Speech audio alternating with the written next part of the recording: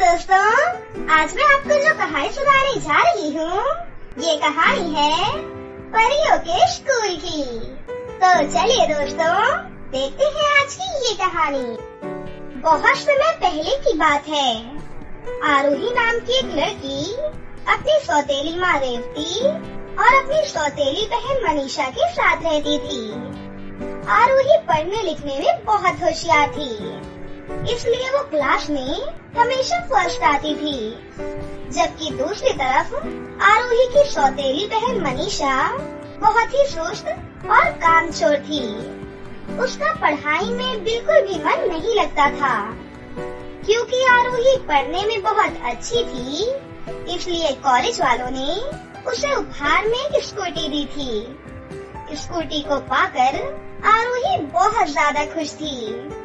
उसके बाद आरोही रोज अपनी नई स्कूटर को चलाकर कॉलेज जाया और आया करती थी।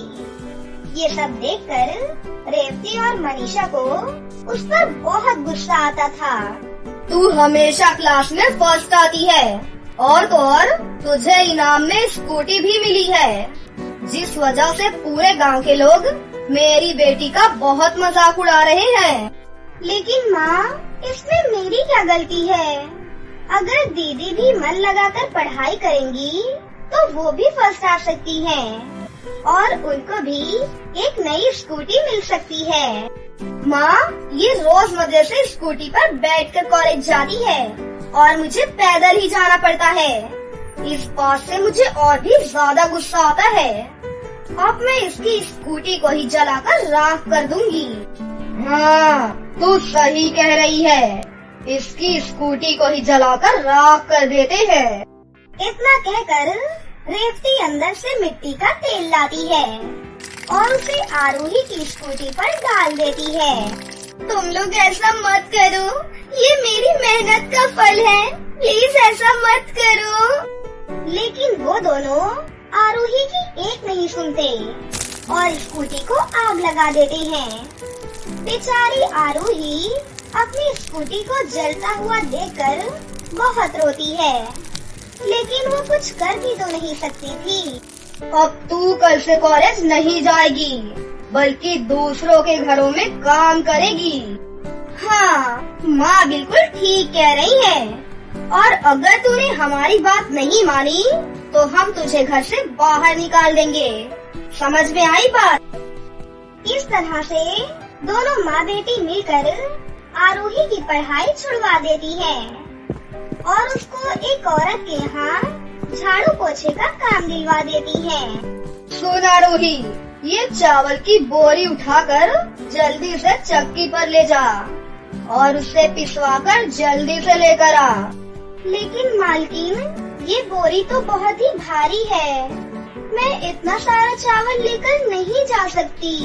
देख, ज्यादा नखरे मत कर, तू मेरी नौकरानी है। मैं जो बोलूँगी तुझे वो करना ही पड़ेगा।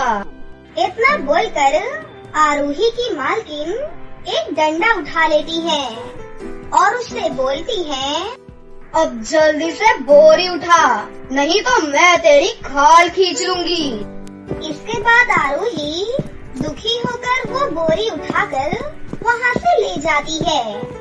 लेकिन तभी रास्ते में अचानक से बहुत तेज बारिश हो जाती है और सारा चावल पूरी तरह से भीग जाता है। अरे, सारा चावल तो भीग गया। आज तो मुझे मालकिन बहुत मारेंगी। अब मैं क्या करूं? तभी वहाँ पर उसकी मालकिन भी आ जाती है। तेरा सत्यानाश हो, इतना सारा अनाज बर्बाद कर दिया, मनहूस कहीं की। मैं करती भी क्या मालकिन, अचानक से इतनी तेज बारिश आ गई, इसमें मेरी तो कोई गलती नहीं है ना। मुझे कुछ नहीं सुनना है। आज मेरा बहुत नुकसान हुआ है। अब मैं तेरी पिटाई करके ही अपना गुस्सा शांत करूंगी। इतना कहकर आरोही की मालकिन अपनी सैंडल निकालती है और उससे आरोही को जानवरों की तरह पीटने लगती है। मुझे छोड़ दो मालकिन, मैं आगे से ऐसा कभी नहीं करूंगी।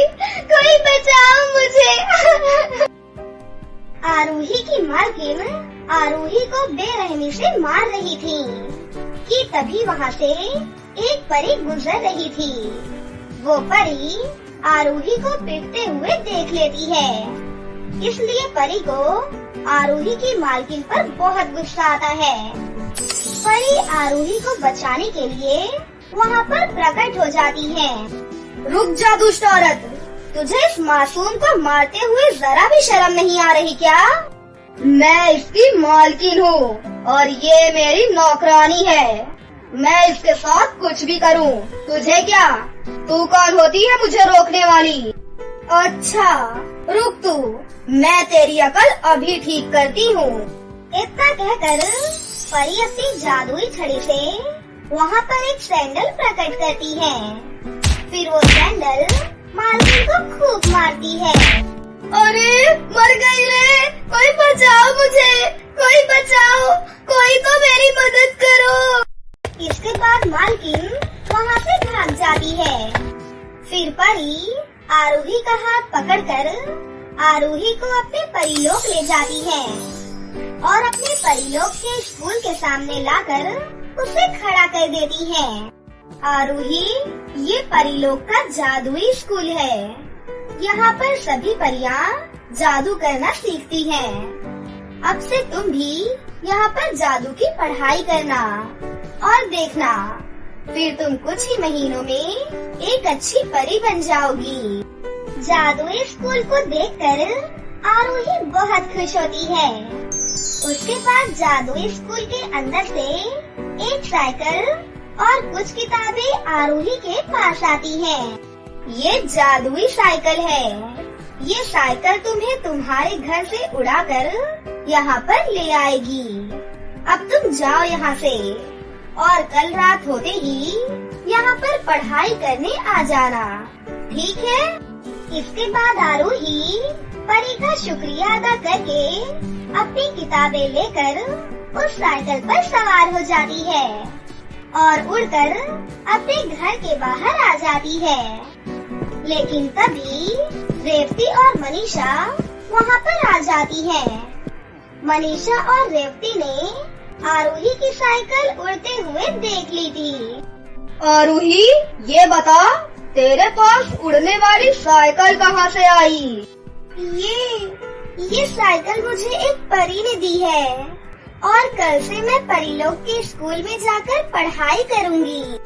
अच्छा, तो ये बात है। तो फिर उस स्कूल में बहुत सारी जादुई चीजें भी होंगी। चलो माँ, हम दोनों उस स्कूल में चलते हैं। फिर हम दोनों उस स्कूल से ढेर सारी जादुई चीजें लेकर आएंगे और बहुत ही अमीर हो जाएंगे। हाँ बेटी, तूने बिल्कुल सही कहा। चल आरूही, हमें इसी वक्त उस जादुई स्कूल में ले चल, वरना हम दोनों तेरी खूब पिटाई करेंगे। आरूही मजबूर थी, इसलिए वो उन दोनों को अपनी साइकिल पर बिठाकर जादुई स्कूल में ले जाती है। अरे वाह, ये स्कूल तो बहुत ही खूबसूरत है। इसके बाद दोनों माँ बेटी जादुई स्कूल के अंदर जाने लगती है। लेकिन तभी वहाँ पर परी आ जाती है और अपनी जादुई छड़ी घुमाकर दोनों माँ बेटी को हवा में उल्टा लटका देती है और नीचे जमीन में आग लगा देती है। परी जी, हमें माफ कर दो, हमें नीचे उतारो, मुझसे अब बर्दाश्त नहीं हो रहा है। बेटी मोनिका, हमें बचा ले, अब हम कभी भी ऐसा नहीं करेंगे, हमें माफ कर दो।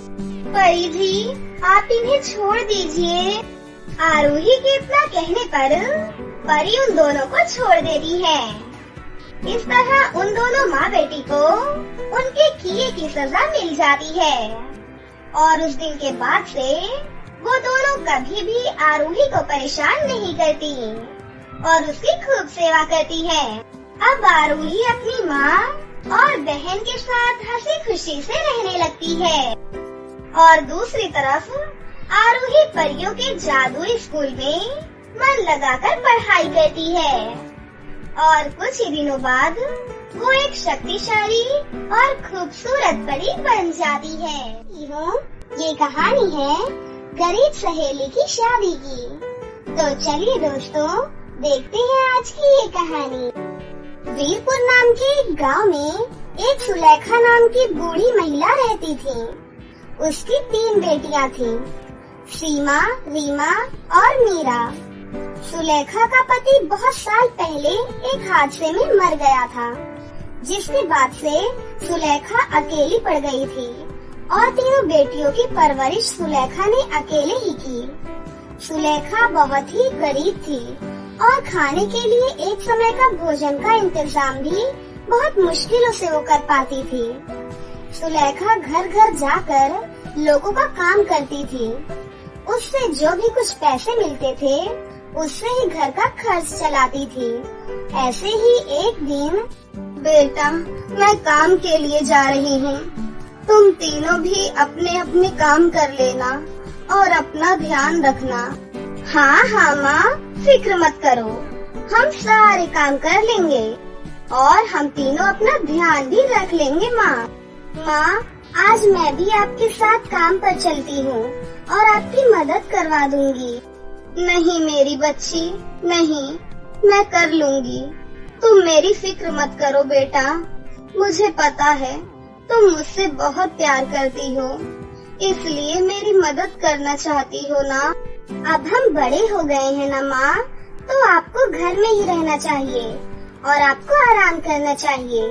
अब हम जाकर आपके बदले का काम कर सकते हैं माँ। नहीं बेटा, मुझे ये काम करने दो।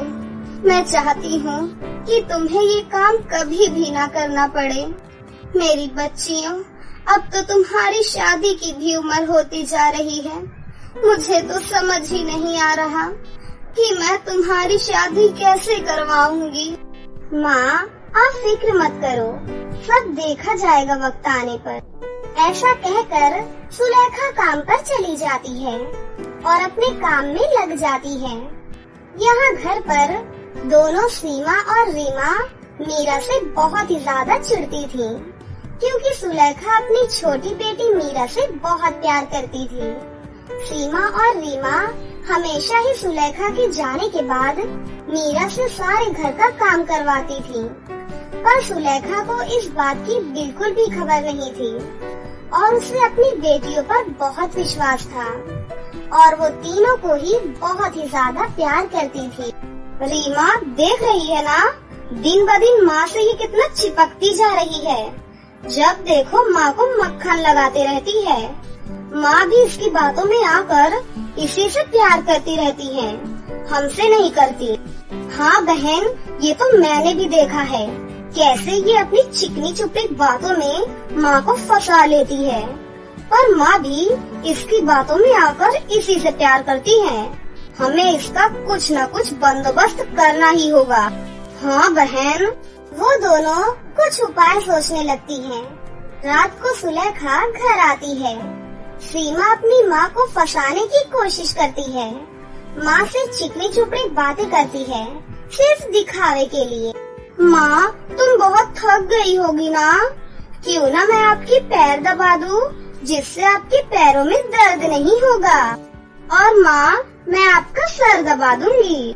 अरे नहीं नहीं मेरी बच्चियों, इसकी कोई जरूरत नहीं है, मैं बिल्कुल ठीक हूँ। अच्छा ये बताओ, तुमने खाना खाया या नहीं? हाँ, हम सबने खाना खा लिया है, बस एक आप ही रह गई हैं। माँ, आप हाथ मुँह धो लीजिए, मैं खाना लेकर आती हूँ आपके लिए। हाँ बेटा, ठीक है। ऐसा कहकर सुलेखा हाथ मुँह धोने के लिए चली जाती है। सीमा और रीमा दोनों ही अपनी माँ को मक्खन लगाने की कोशिश करती हैं। खाना खाने के बाद सुलेखा सोने के लिए जा रही थी। माँ, आपका सर या पैर दबा दूं क्या? मेरी बच्ची, जब तुम इतना ही बोल रही हो तो ठीक है, दबा दो। बेटियों के बार बार जिद करने पर सुलेखा सीमा और रीमा को सर और पैर दबाने के लिए हाँ बोल देती है। कुछ देर तक जब दोनों हाथ और पैर दबा रही होती हैं, तो वो थक जाती हैं और अपनी माँ से बोलती है, माँ, दर्द खत्म हो गया क्या? मैं थक गई हूँ। बेटी, अभी तो तूने शुरू ही किया था, तू इतनी जल्दी थक गई? रीमा, तू भी थक गई है क्या? हाँ माँ, मैं भी थक गई हूँ। वैसे तो इतना बोल रही थी तुम दोनों कि आपके सर और पैर दबा दूं। अब हाँ बोल दिया तो तुम दोनों से हो ही नहीं रहा है। कितनी कमजोर हो तुम दोनों। अपनी छोटी बहन से कुछ सीखो। जाओ तुम दोनों, जाकर सो जाओ और मीरा को मेरे पास भेज देना। क्यों माँ, क्या हुआ? उसे क्यों आपके पास भेजना है? बेटा, मुझे उससे कुछ बात करनी है। क्या बात करनी है माँ? आप हम दोनों को बताओ। हम दोनों हैं ना? हाँ माँ, हम दोनों हैं तो हमें बताओ ना, क्या बात है? आप मीरा को क्यों परेशान करती हो? वो तो बेचारी थक कर सो गई होगी। अरे नहीं मेरी बच्चियों, वो इतनी जल्दी सोने वाली नहीं है। जब तक वो मुझे नहीं सुला देती, उसे नींद नहीं आती। वो बात कर ही रहे होते हैं कि मीरा कमरे में आ जाती है। मीरा को देखकर सीमा और रीमा दोनों बहुत ही ज्यादा चिढ़ जाती हैं और गुस्से में अपने कमरे में चली जाती हैं। मीरा अपनी माँ के पास जाकर सर और पाँव दबाने लगती है। पता नहीं बेटा, इन दोनों का क्या होगा। दोनों पता नहीं क्या करती रहती हैं। बड़ी ही जल्दी थक जाती हैं। पता नहीं इनका क्या होगा। क्या माँ, तुम भी ना फालतू में ही फिक्र करती रहती हो। सब कुछ ठीक हो जाएगा, आप इतना ज्यादा मत सोचा करो। ऐसा कहकर सुलेखा मीरा को सोने के लिए बोल देती है और खुद भी सो जाती है। सुलेखा की सभी आस पड़ोस में रहने वाले लोग मीरा की बहुत तारीफ करते रहते थे और हमेशा मीरा की ही बात किया करते थे। अगर सुलेखा के घर में कोई भी मेहमान आता तो वो भी मीरा की तारीफ किया करता। इस बात से सीमा और रीमा दोनों गुस्सा हो जाते थे। मीरा सभी के साथ में बहुत अच्छा बर्ताव करती थी और सबकी सेवा भी करती थी। इस वजह से सभी उससे खुश रहते थे। एक दिन सीमा और रीमा इस बात से बहुत गुस्सा हो जाती हैं और वो दोनों ही कुछ सोचने लगती हैं। तभी, बेटा, मैं काम के लिए जा रही हूँ, तुम सभी अपना ध्यान रखना, ठीक है? और हाँ, मीरा का भी ध्यान रखना। रीमा, देखा, माँ अभी भी उसका ख्याल रखने के लिए बोल रही हैं। हाँ बहन, पता नहीं इसमें ऐसा क्या है जो सभी इसकी हमेशा बढ़ाई करते रहते हैं। सुलेखा काम के लिए चली जाती है और वो पूरे दिन काम की तलाश करती है, पर उसे आज कहीं भी काम नहीं मिलता और वो निराश होकर घर वापस आ जाती है। फिर मीरा अपनी माँ से पूछती है, माँ, क्या हुआ? तुम इतनी उदास क्यों हो? बेटा, आज के दिन कहीं भी काम नहीं मिला, क्या करूँ मैं? ऐसे तो कुछ भी खाने के लिए नहीं बचेगा और फिर हम खाएंगे कहाँ से बेटा? माँ, आप इतनी फिक्र क्यों करती हो? भगवान पर भरोसा है ना? माँ, वो सब कुछ ठीक करेंगे, आप ज्यादा फिक्र मत किया करो माँ। और फिर कुछ दिनों बाद घर में कुछ भी खाने को नहीं होता। सभी का भूख से बहुत बुरा हाल हो जाता है। सभी बहुत ज्यादा दुखी और हताश हो जाते हैं। मीरा से ये सब देखा नहीं जाता और वो घर से बाहर कुछ खाने की तलाश में और काम की तलाश में निकल पड़ती है। मीरा बहुत से घरों में काम के लिए पूछती है, लेकिन उसे कहीं भी काम नहीं मिलता। फिर वो हार मानकर एक जगह पेड़ के नीचे बैठकर रोने लगती है। तभी उस पर एक राजकुमार की नजर पड़ती है और वो उसके पास आता है और पूछता है, क्या हुआ? तुम ऐसे निराश क्यों बैठी हो? मेरी माँ और मेरी बहनों ने बहुत दिनों से कुछ नहीं खाया है और सभी भूख से बेहाल हो रहे हैं। ऐसा ही रहा तो सभी बीमार हो जाएंगे। आप चिंता ना करें, आप मुझे अपने साथ ले चलें। मीरा राजकुमार को अपने साथ ले जाती है। जब राजकुमार मीरा के घर जाकर सबकी हालत देखता है तो उसको सभी पर बहुत दया आती है और वो सभी के लिए खाना लेकर आता है और मीरा की माँ सुलेखा से मीरा से शादी करने के लिए मीरा का हाथ मांगता है। राजकुमार मीरा को बहुत पसंद करने लगता है और राजकुमार की शादी मीरा से हो जाती है। फिर सभी हमेशा खुश रहते हैं और उन्हें फिर कभी भी किसी भी चीज की जरूरत नहीं होती।